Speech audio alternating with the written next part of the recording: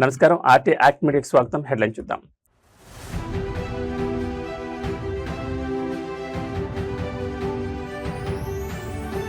AP రవాణా రంగంలో విప్లవాత్మక నిర్ణయం.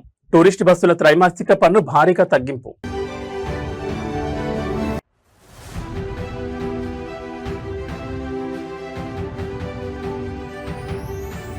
ఏపీలో లోకేష్ మార్క్ పారిశ్రామిక విప్లవం.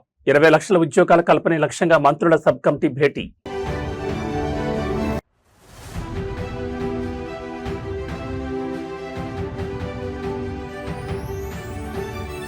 రాయదుర్గం ల్యాండ్ వార్ లో తగ్గిన ఎస్బీఐ. సీఎం రేవంత్ రెడ్డి వ్యూహంతో ముగింపు దశకు భూ వివాదం.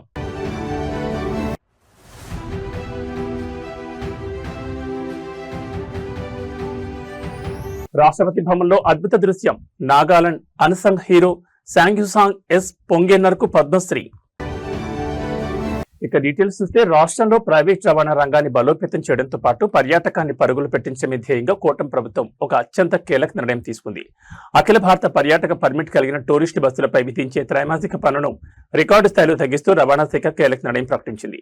రవాణా శాఖ మంత్రి రాంప్రసాద్ రెడ్డి ప్రత్యేక చొరవతో ప్రతి సీటుపై వసూలు చేసే పన్నును ఏకంగా 1500 రూపాయల మేర తగ్గించారు. ప్రభుత్వ తాజా నిర్ణయంతో ప్రైవేట్ ట్రావెల్స్ ఆపరేటర్లకు ఏ రకమైన ప్రయోజనం చేకూరబోతోంది? ఆంధ్రప్రదేశ్ లో గతంలో టూరిస్ట్ బస్సులపై ఉన్న భారీ ట్యాక్సుల కారణంగా ప్రైవేట్ ట్రావెల్స్ ఆపరేటర్లు తీవ్ర నష్టాలు చవిచూశారు. దీనివల్ల చాలా మంది ఆపరేటర్లు ఏపీలో బస్సులు తిప్పుతున్నప్పటికీ పన్నులు తక్కువగా ఉండే అరుణాచల్ ప్రదేశ్, నాగాలాండ్ లేదా పొరుగు రాష్ట్రాల్లో తమ వాహనాలను రిజిస్ట్రేషన్ చేయించుకునేవారు.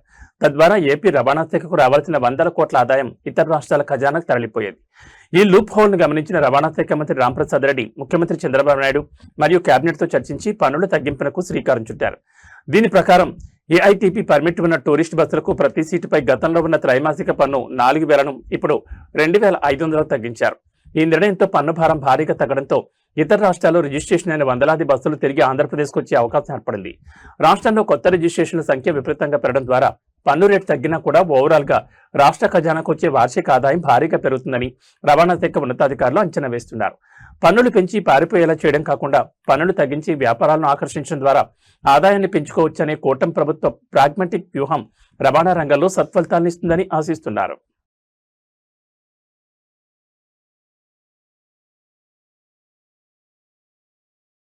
ఎన్నికల హామీల అమల్లో భాగంగా రాష్ట్రంలో రాబోయే రోజుల్లో 20 లక్షల ఉద్యోగాల కల్పన ధ్యేయంగా కూటమి ప్రభుత్వం స్పీడ్ పెంచింది. రాష్ట్ర ఐటీ, ఎలక్ట్రానిక్స్ మరియు మానవ వనరుల అభివృద్ధి శాఖ మంత్రి నారా లోకేష్ నేతృత్వంలో ఉద్యోగాల కల్పన, కొత్త పారిశ్రామిక విధానంపై మంత్రుల బృందం సబ్ కమిటీ ఒక సుదీర్ఘమైన అత్యంత కీలకమైన సమావేశం నిర్వహించింది. గతంలో ఉన్న ఈజ్ ఆఫ్ డూయింగ్ బిజినెస్ స్థానంలో పెట్టుబడులను ఆకర్షించడమే లక్ష్యంగా స్పీడ్ ఆఫ్ డూయింగ్ బిజినెస్ విధానానికి లోకేష్ టీం ప్రాధాన్యమిస్తోంది. సచివాలయంలో జరిగిన ఈ కీలక సమావేశంలో మంత్రి నారా లోకేష్ తో పాటు పలువురు సీనియర్ మంత్రులు, ఉన్నతాధికారులు పాల్గొన్నారు. ఈ సందర్భంగా మంత్రి లోకేష్ మాట్లాడుతూ ఏపీని పెట్టుబడుల స్వర్గధామంగా మార్చడమే తమ ఏకైక లక్ష్యమని స్పష్టం చేశారు. అందుకోసం పారిశ్రామిక అనుమతుల ప్రక్రియలో విప్లవాత్మక మార్పులు తెస్తున్నట్లు ప్రకటించారు.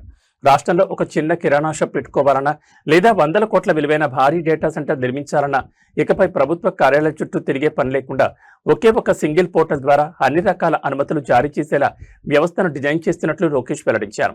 అవినీతికి ఆస్కారం లేకుండా అత్యంత వేగంగా అనుమతులు ఇవ్వడం ద్వారా ప్రపంచవ్యాప్త సంస్థలు ఏపీకి క్యూ కడతాయని, తద్వారా యువతకు ప్రాగ్మాటిక్ గా 20 లక్షల ఉద్యోగాలు కల్పించే టార్గెట్ ను ఈజీగా రీచ్ అవుతామని మంత్రుల బృందం ధీమా వ్యక్తం చేసింది. పెట్టుబడుల వేగం పెంచి పరిపాలనాపరమైన అడ్డంకులను తొలగించడం ద్వారా యువతకు ఉద్యోగాలు కల్పించాలనే మంత్రి లోకేష్ యాక్షన్ ప్లాన్ ఏపీ పారిశ్రామిక రంగాన్ని ఏ మలుపు తిప్పుతుందో చూడాలి.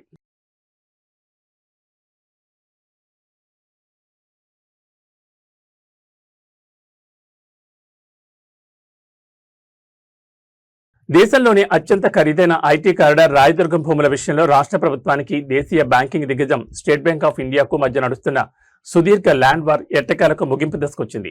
ముఖ్యమంత్రి రేవంత్ రెడ్డి పట్టుబట్టి వ్యూహాత్మకంగా వేసిన అడుగులతో కాంగ్రెస్ ప్రభుత్వం అనుకున్న పంతాన్ని నెగ్గించుకుంది. ప్రభుత్వ తీవ్ర ఒత్తిడి, హెచ్చరికల నేపథ్యంలో రాయదుర్గం భూములపై హైకోర్టులో ఉన్న వివాదాస్పద కేసును ఉపసంహరించుకోవడానికి ఎస్బీఐ యాజమాన్యం అంగీకరించింది.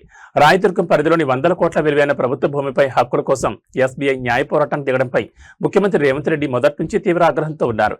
ప్రభుత్వంతో పెట్టుకుంటే ఊరుకునేది లేదనే రేంజ్ లో ఎస్బీఐలో ఉన్న ప్రభుత్వ విభాగాల వేల కోట్ల రూపాయల ఫిక్స్డ్ డిపాజిట్లను ప్రభుత్వ అకౌంట్లను తక్షణమే ఖాళీ చేస్తామంటూ ఆర్థిక శాఖ ద్వారా గట్టి హెచ్చరికలు పంపించారు.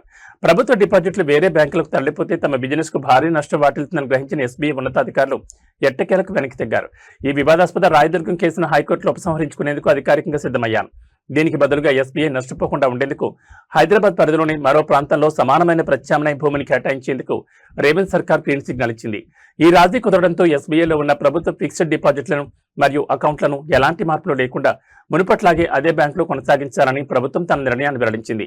మొత్తానికి తనదైన శైలిలో అటు డిపాజిట్ల అస్త్రంతో బ్యాంకింగ్ దిగ్గజాన్ని లొంగదీసుకుని ఇటు రాయదుర్గం భూమిని కాపాడుకోవడంలో రేవంత్ రెడ్డి సక్సెస్ అయ్యారని బ్యూరోక్రాట్స్ విశ్లేషిస్తున్నారు.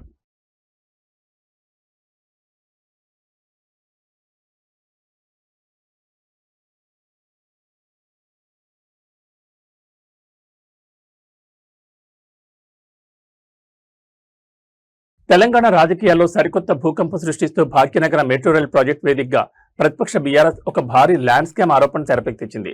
ముఖ్యమంత్రి రేవంత్ రెడ్డి లక్ష్యంగా BRS working president KTR mind blocking comments చేశారు. హైదరాబాద్ మెట్రో పరిధిలో ఉన్న సుమారు 30,000 కోట్ల విలువైన 280 ఎకరాల ప్రైమ్ ల్యాండ్స్ పై ముఖ్యమంత్రి రేవంత్ రెడ్డి కన్నుపడిందని కేటీఆర్ కొండబద్దలుగొట్టినట్లు ఆరోపించారు. ఆ విలువైన భూములను తన అన్నదమ్ములకు బావమర్దలకు కట్టబెట్టేందుకే రేవంత్ రెడ్డి సరికొత్త డ్రామాలు ఆడుతున్నారని మండిపడ్డారు. ప్రజలపై 14,000 కోట్ల అదనపు భారాన్ని మోపుతూ మెట్రోను స్వాధీనం చేసుకోవడం వెనుక ఉన్న అసలు ల్యాండ్ మాఫియా స్కెచ్ ఇదేనంటూ కేటీఆర్ చేసిన వ్యాఖ్యలు ఇప్పుడు తీవ్ర సంచలనం రేపుతున్నాయి. తెలంగాణ భవన్లో జరిగిన మీడియా సమావేశంలో కేటీఆర్ మాట్లాడుతూ కాంగ్రెస్ ప్రభుత్వం అవలంబిస్తున్న విధానాల వల్ల హైదరాబాద్ బ్రాండ్ ఇమేజ్ దెబ్బతినడమే కాకుండా ప్రజల ఆస్తులు లోటీ అవుతున్నాయని ఆరోపించారు. మెట్రో రైల్ ప్రాజెక్టుకు అనుబంధంగా ఉన్న 280 ఎకరాల అత్యంత ఖరీదైన భూములను అడ్డం పెట్టుకుని రేవంత్ రెడ్డి పెద్ద ఆర్థిక దోపిడీకి తెరలేపారని విమర్శించారు. ఈ 30,000 కోట్ల విలువైన భూములను రేవంత్ రెడ్డి తన సొంత అన్నదమ్ములకు బావమర్దలకు అప్పగించడానికి ముందస్తు వ్యూహం రచించారని కేటీఆర్ పేర్కొన్నారు. అందులో భాగంగానే మెట్రోను ప్రభుత్వ పరిధిలోకి స్వాధీనం చేసుకునేలా లీగల్ డ్రామాలాడుతూ ఆ నెపంతో 14,000 కోట్ల భారీ భారాన్ని సామాన్య ప్రజల నెత్తిన రుద్దుతున్నారని మండిపడ్డారు. ప్రజల సొమ్ముతో కొన్న మెట్రో ఆస్తులను అమ్ముకుని బంధువుల జేబులు నింపడమే కాంగ్రెస్ ఏకైక అజెండా అని ధ్వజమెత్తారు. ఈ భారీ కుట్రను తాము ఊరికి వదిలిపెట్టబోమని, ప్రజాక్షేత్రంలో కాంగ్రెస్ ప్రభుత్వ ల్యాండ్ స్కామ్లను ఎండగడతామని కేటీఆర్ హెచ్చరించారు. ఇవాళ మెట్రో విషయంలో కూడా జరుగుతున్న మోసం వెనుక ఒకటే ఒకటి, రేవంత్ రెడ్డి ఎజెండా ఎప్పుడు ఒకటే ఉంటది. ఆయన ఏ స్కీమ్ తెచ్చినా దాని వెనుక ఒక స్కామ్ ఉంటది. ఆయన ఏ స్కీమ్ తెచ్చినా దాని వెనుక ఒక స్కామ్ మాత్రం పక్కా ఉంటది. ఆయన కన్నంతా మెట్రో భూముల మీద పడ్డది. లంకె బిందెల కోసం తిరుగుతా ఉన్నాడు. మెట్రో దగ్గర ఒక 280 ఎకరాల విలువైన భూములు ఉన్నాయి. దగ్గర 30,000 కోట్ల విలువ చేసే భూములు ఆయన అన్నదమ్ములకో, ఆయన బావమరిదికో, ఆయన అల్లునికో కట్టబెట్టడానికే ఆ 280 ఎకరాల భూముల మీద కన్నేసిండు. కాబట్టే ఇవాళ ఆ మెట్రోని స్వాధీనం చేసుకొని 14,000 కోట్ల భారం ప్రజల మీద రుద్ది ఆ భూములను అమ్ముకొని తనకు కావలసిన వాళ్ళకు కట్టబెట్టే ప్రయత్నంలో రేవంత్ రెడ్డి ఉన్నాడు. ఇది వాస్తవం. మీరు చూడండి, రాబోయే రోజుల్లో ఎవరికి అమ్ముతాడు, ఎవరు కొంటారు, ఎట్లా అమ్ముతాడు, ఇవన్నీ మీరు చూస్తారు. దేశ రాజధాని న్యూఢిల్లీలోని రాష్ట్రపతి భవన్ వేదికగా జరిగిన పద్మ అవార్డుల ప్రదానోత్సవంలో అద్భుతమైన మనసును హత్తుకునే దృశ్యం ఆవిష్కృతమైంది. భారతదేశ ఈశాన్య అంచులో ఉన్న నాగాలాండ్ సరిహద్దుల నుంచి వచ్చిన ఒక 81 ఏళ్ల అన్సంగ్ హీరో ఇప్పుడు దేశం మొత్తం గర్వపడేలా పద్మశ్రీ పురస్కారాన్ని అందుకున్నారు.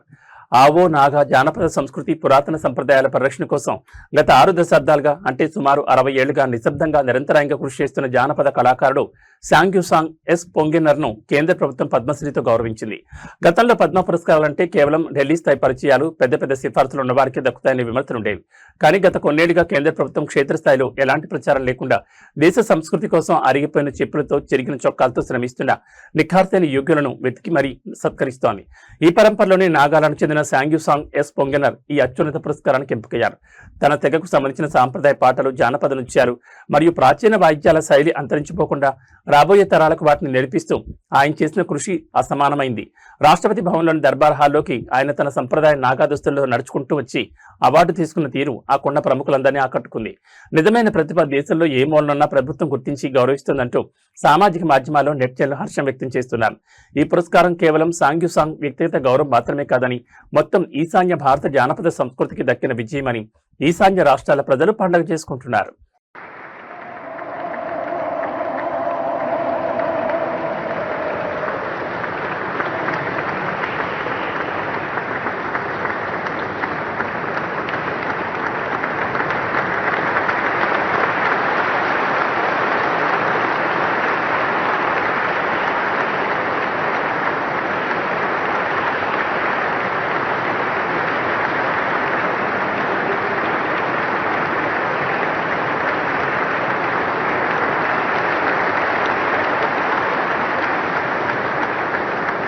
తిరుమల శ్రీవారిని దర్శించుకోవడానికి వచ్చే లక్షలాది మంది భక్తుల రక్షణే పరమావధిగా ఆంధ్రప్రదేశ్ అత్యంత ప్రతిష్టాత్మక కౌంటర్ టెర్రరిజం వింగ్ ఆక్టోపస్ దళం కొండపై ఒక భారీ వ్యూహాత్మక మాక్ డ్రిల్ నిర్వహించింది. ఏదైనా అవాంఛనీయ సంఘటన లేదా ఉగ్రవాద ముప్పు పొంచి ఉంటే క్షణాల వ్యవధిలో శత్రువులను ఎలా మట్టుబెట్టాలి, భక్తులను ఎలా సురక్షిత ప్రాంతాలకు తరలించాలని అత్యంత క్లిష్టమైన ఆపరేషన్లపై సుమారు 50 మంది వీర కమాండోలు క్షేత్రస్థాయిలో లైవ్ ప్రాక్టీస్ చేశారు. దేశంలోని అత్యధిక జనాభా కలిగిన ఆధ్యాత్మిక కేంద్రాల్లో ఒకటైన తిరుమల ఎల్లప్పుడూ నిఘా వర్గాల గట్టి పర్యవేక్షణలో ఉంటుంది. ఈ నేపథ్యంలో అత్యవసర పరిస్థితులను ఎదుర్కొనేందుకు వీలుగా ఆక్టోపస్ దళానికి చెందిన సుమారు 50 మంది ప్రత్యేక కమాండోలు అత్యాధునిక ఆయుధాలతో ఈ మాక్ డ్రిల్లో పాల్గొన్నారు. ఉగ్రవాదులు దాడి చేసినప్పుడు లేదా ఎవరైనా సామాన్య భక్తులను బందీలుగా పట్టుకున్నప్పుడు వ్యూహాత్మకంగా ముందుకు కదులుతూ శత్రువుల గుండెల్లో గొడ్లు దింపడం ఎలా అనే ప్లాన్ను ఈ డ్రిల్లో విజయవంతంగా ప్రదర్శించారు. కమాండోల మెరుపు వేగం, అద్భుతమైన సమన్వయం చూసి స్థానిక భక్తులు ఆశ్చర్యపోవడమే కాకుండా తమ భద్రతపై పూర్తి ధీమాను వ్యక్తం చేశారు. టీటీడీ విజిలెన్స్ మరియు స్థానిక పోలీసుల సమన్వయంతో కొండపై ఉన్న ముఖ్యమైన భవనాలు మరియు క్యూలైన్ల పరిసరాల్లో భద్రతా లోపాలు లేకుండా ఉండేలా ఈ మాక్ డ్రిల్ ఎంతో సహాయపడుతుందని రక్షణ నిపుణులు విశ్లేషిస్తున్నారు. ఎటువంటి ముప్పునైనా తిప్పికొట్టేందుకు రక్షణ దళాలు ఎల్లప్పుడూ సిద్ధంగా ఉన్నాయనే సందేశాన్ని ఈ ఆక్టోపస్ మాక్ డ్రిల్ స్పష్టం చేసింది. ఇది ఖచ్చితంగా శ్రీవారి భక్తుల్లో సరికొత్త ధైర్యాన్ని నింపుతుండడంలో సందేహం లేదు.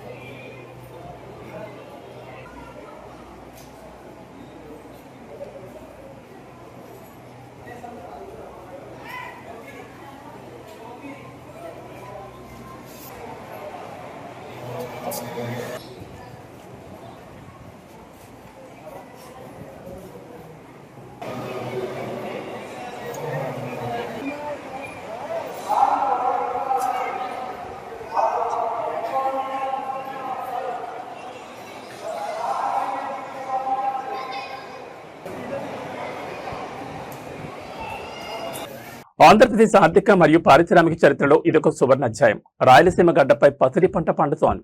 స్వాతంత్ర భారతదేశ చరిత్రలోనే తొలిసారిగా ఒక ప్రైవేట్ రంగ లార్జ్ స్కేల్ ప్రాజెక్ట్ ద్వారా బంగారం వెలికితీసే మైనింగ్ పనులు ఏపీలో అధికారికంగా ప్రారంభమయ్యాయి. కర్నూలు జిల్లా తుగ్గలి మండలంలోని జొన్నగిరి గ్రామం ఇకపై దేశంలోని అతిపెద్ద బంగారు నిధి కేంద్రంగా మారబోతోంది. ముఖ్యమంత్రి చంద్రబాబు నాయుడు ఈ ప్రాజెక్టును వాణిజ్యపరంగా ప్రారంభించి సరికొత్త పారిశ్రామిక విప్లవానికి నాంది పలికారు. అంతేకాదు ఈ చారిత్రాత్మక ఘట్టానికి గుర్తుగా జొన్నగిరి గ్రామం పేరును స్వర్ణగిరిగా మారుస్తూ ఏపీ కేబినెట్ సంచలన నిర్ణయం తీసుకుంది.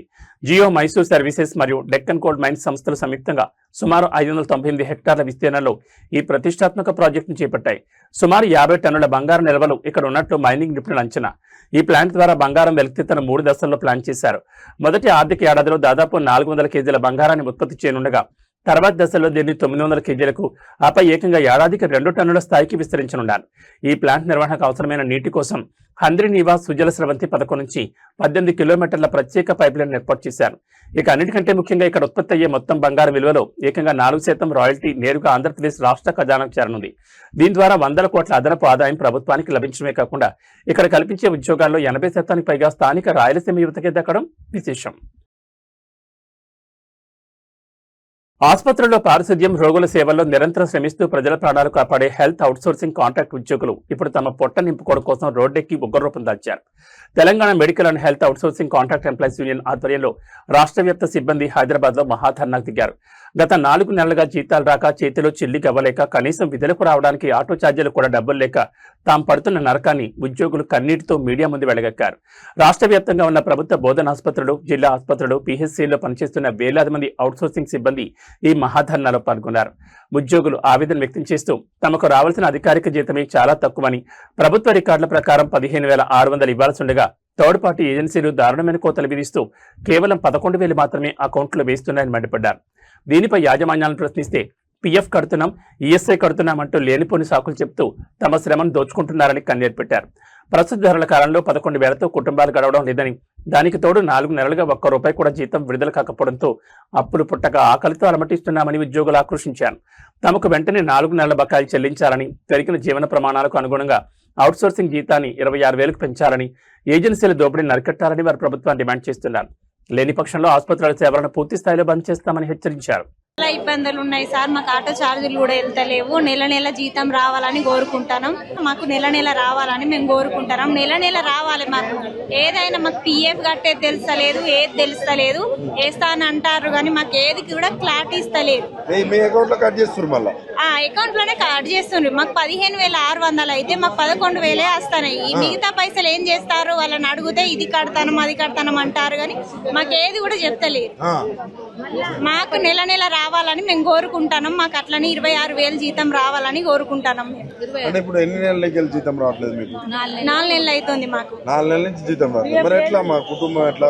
మేము అన్ని బాకీలు తెచ్చుకుంటాం సార్. మేము అన్ని బాకీలే తెచ్చుకుంటాం. మాకు ఆటో ఛార్జీలు కూడా ఇబ్బంది అవుతుంది.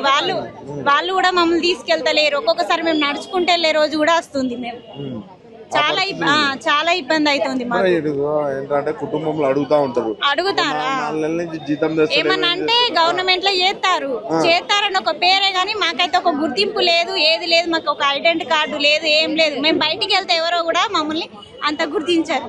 అంటే ఇప్పుడు మీ కుటుంబం వాళ్ళు కూడా అడుగుతారు కదా, 4 నెలల నుంచి పోతున్నావు హాస్పిటల్లో, అడుగుతారు సార్. ఏం పైసలన్నీ ఏం చేస్తున్నారు?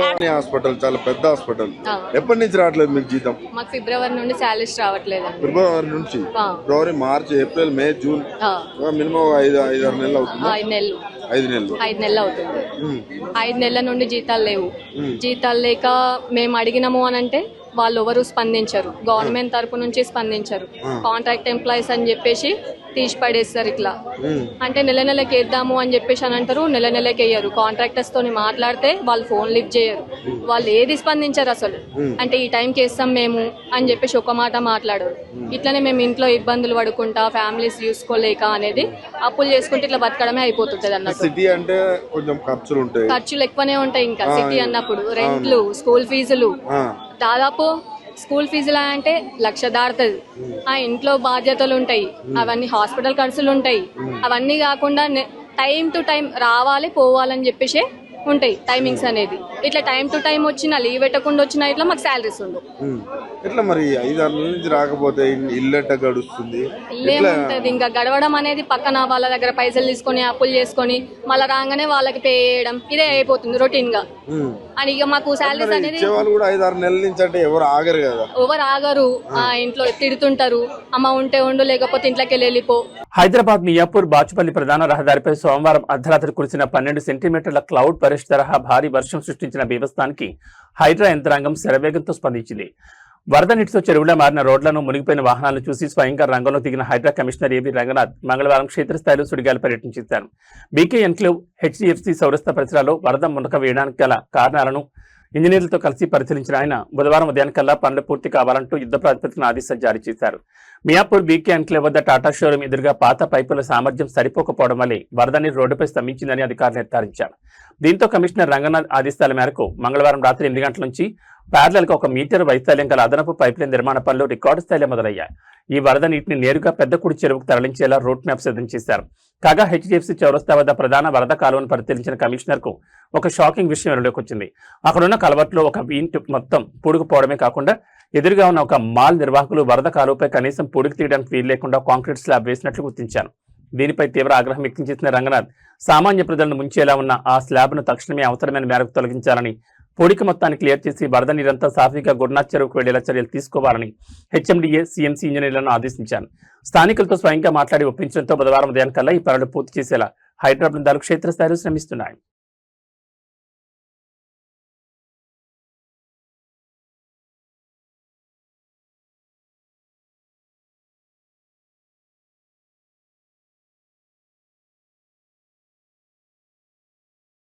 Mega power star Ram Charan నటన, ఆయన సాధిస్తున్న అంతర్జాతీయ ఖ్యాతిపై మెగాస్టార్ చిరంజీవి చేసిన వ్యాఖ్యలు ఇప్పుడు ఇండస్ట్రీ వర్గాల్లో మరియు సోషల్ మీడియాలో విపరీతంగా వైరల్ అవుతున్నాయి. చరణ్ చేసిన అద్భుతమైన పెర్ఫార్మెన్స్ కు ఖచ్చితంగా నేషనల్ అవార్డు వస్తుందని అందరూ అంటున్న తరుణంలో చిరంజీవి ఒక తండ్రిగా, ఒక దిగ్గజ నటుడిగా అత్యంత పరిణితితో కూడిన వ్యాఖ్యలు చేశారు. అవార్డు రాకపోయినా పర్లేదు, అవార్డు రావడానికి ఎన్నో దారులు ఉంటాయి, కానీ ప్రజలందరూ అది నేషనల్ అవార్డు విన్నింగ్ పెర్ఫార్మెన్స్ అంటుంటే చాలా ఆనందంగా అనిపించింది అంటూ చిరు ఎమోషనల్ అయ్యారు. రామ్ చరణ్ తన అద్భుతమైన నటనతో కేవలం తెలుగు సినిమా ప్రేక్షకులనే కాకుండా ప్రపంచవ్యాప్తంగా ఉన్న సినీ ప్రియులను సైతం మెప్పించారు. ఈ నేపథ్యంలో చరణ్ నటన గాను జాతీయ అవార్డు రావాలని కోట్లాది మంది అభిమానులు, సినిమా విశ్లేషకులు బలంగా ఆకాంక్షిస్తున్నారు. ఇదే అంశంపై చిరంజీవి స్పందిస్తూ ఒక నటుడిగా అధికారిక అవార్డుల కంటే ప్రజాకోర్టులో లభించే ప్రశంసలే అసలైన అవార్డులని స్పష్టం చేశారు. అవార్డులు అందుకోవడానికి లోకంలో రకరకాల సమీకరణాలు, దారులు ఉండొచ్చని, కానీ ఎలాంటి లాబింగ్ లేకుండా సామాన్య ప్రజల నోట ఇది జాతీయ అవార్డు స్థాయి నటన అనే మాట రావడం ఒక నటుడికి అత్యంత అరుదైన గౌరవమని చిరు పేర్కొన్నారు. జనం గుండెలో చరణ్ ఆ స్థానాన్ని సంపాదించుకోవడం చూస్తుంటే ఒక తండ్రిగా తనకు అంతకంటే పెద్ద సంతోషం మరొకటి లేదని మెగాస్టార్ ఆనందం వ్యక్తం చేశారు. ఈ వ్యాఖ్యలు విన్నాక అవార్డులతో సంబంధం లేకుండా చరణ్ సాధించిన లాయల్ ఆడియన్స్ క్రేజ్ ఎంత గొప్పదో అర్థమవుతోందని ఇండస్ట్రీ వర్గాలు అంటున్నాయి. ఒక లెజెండరీ యాక్టర్ తన కొడుకు నటన గురించి, ప్రేక్షకుల ప్రేమ గురించి ఇంత గొప్పగా చెప్పడం నిజంగా మెగా అభిమానులకు గూస్ బంప్స్ తెప్పించే విషయంగా కనిపిస్తోంది. అవార్డు విన్నింగ్ పెర్ఫార్మెన్స్ అని అంత బాగా చేశాడు మన చరణ్ అంటూ. అంటే అవార్డు రావాల్సిన అవసరం లేదు, అవార్డు రావడం ఎన్నో దారులు ఉంటాయి, రావచ్చు రాకపోవచ్చు, బట్ ప్రజల మనుషుల్లో ఎంత అత్యుత్తమ నటన ఇచ్చాడు అన్నారే, దాన్ని మించిన అవార్డు ఇంకోటి ఉండదు అనేది నేను ప్రగాఢంగా నమ్మిన విషయం. కాబట్టి చరణ్ వాళ్ళందరూ ఒక way of expression, award winning performance అంటుంటే కనుక థ్యాంక్ యూ సో మచ్ అనుకోవాలి. కానీ గత కొన్ని రోజులుగా హెచ్చుతగులతో వినియోగదారులను ఊరిస్తున్న పత్రి ధరలు ఇవాళ కూడా స్వల్పంగా దిగివచ్చాయి. హైదరాబాద్ బులియన్ మార్కెట్లో ఇటు బంగారం, అటు వెండి ధరల్లో తాజాగా తగ్గుదల నమోదైంది. అంతర్జాతీయ మార్కెట్ ప్రభావంతో పాటు స్థానిక డిమాండ్లో మార్పుల వల్ల ఇవాళ 24 క్యారెట్ల స్వచ్ఛమైన బంగారం మరియు 22 క్యారెట్ల ఆభరణాల బంగారం ధరలు ఎంత మేర తగ్గాయి. మార్కెట్లో వెండి రేటు ఎలా కొనసాగుతుంది చూస్తే ఇప్పుడు హైదరాబాద్ బులియన్ మార్కెట్లో ఇవాళ కొనుగోలుదారులకు కాస్త బరోట్ లభించింది. పెట్టుబడులకు అత్యంత అనుకూలమైన 24 క్యారెట్ల 10 గ్రాముల స్వచ్ఛమైన బంగారం ధరపై ₹270 తగ్గి ప్రస్తుతం 1,44,330 వద్ద ట్రేడ్ అవుతోంది. మరోవైపు సామాన్యులు ఎక్కువగా కొనుగోలు చేసే ఆభరణాల బంగారం 22 క్యారెట్ల 10 గ్రాముల పసిడి ధర ₹250 తగ్గి 1,32,300 పలుకుతోంది. ఇటు పసిడిదారులోని వెండి కూడా పయనిస్తోంది. మార్కెట్లో ప్రస్తుతం కేజీ సిల్వర్ రేటు $2,49,000గా స్థిరంగా కొనసాగుతోంది.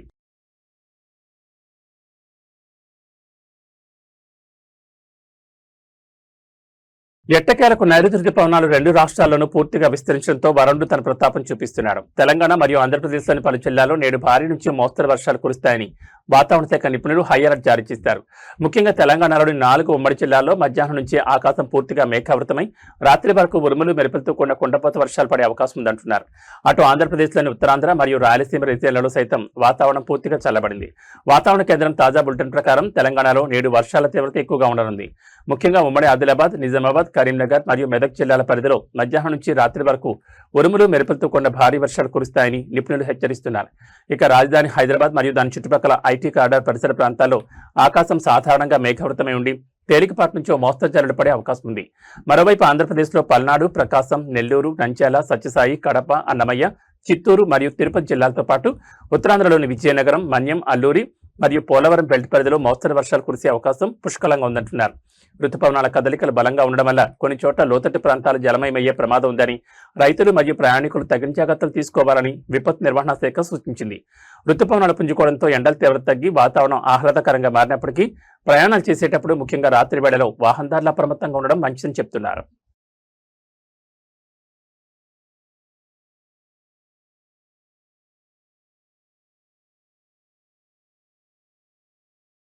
బులెటిన్ విశేషాలు. నమస్కారం.